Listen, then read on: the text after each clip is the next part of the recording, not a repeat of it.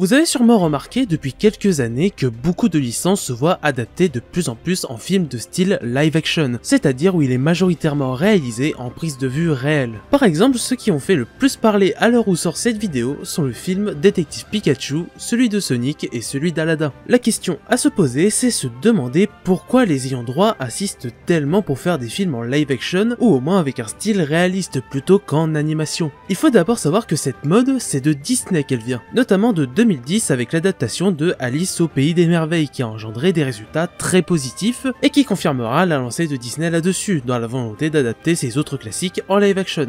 L'autre question qu'on peut se poser, c'est justement se demander pourquoi ils souhaitaient faire ça à la base. Bon, évidemment, le premier point, c'est l'argent. Mais pourquoi de cette manière plutôt que sous un autre format? Et c'est là qu'on trouve plusieurs raisons. À la base, c'est un pari que tente Disney à une époque où l'entreprise ne se porte pas au mieux, après pas mal d'échecs dans les années 2000. Afin d'essayer de se renouveler tout en touchant la nostalgie du public, et récupérer celui qui lâche les films Disney depuis de nombreuses années dû au changement vers une animation totalement en 3D, également c'est l'occasion de moderniser les films, mais surtout les personnages, pour justement les inclure dans un monde plus réaliste que connaissent mieux les adultes qui regardaient les Disney originaux étant enfant. Et aussi afin de donner quelque chose de globalement plus sombre, car c'est la demande présente à cette époque, mais aussi car cela permet de se détacher de l'aspect enfantin des dessins animés Disney. Au final, toute cette entreprise a payé, où les nouveaux films en live action sont bien plus populaires que leurs originaux en animation 2D de l'époque. Même des échecs de l'époque, comme celui de Alice au Pays des Merveilles, ont pu avoir une nouvelle chance et un nouveau souffle, pour devenir aujourd'hui de gros succès au box-office. Via tout ça, les actionnaires et investisseurs des autres studios de cinéma américains ont vu que cela avait vraiment bien marché. Du coup, ils ont voulu faire la même chose en profitant de cette vague.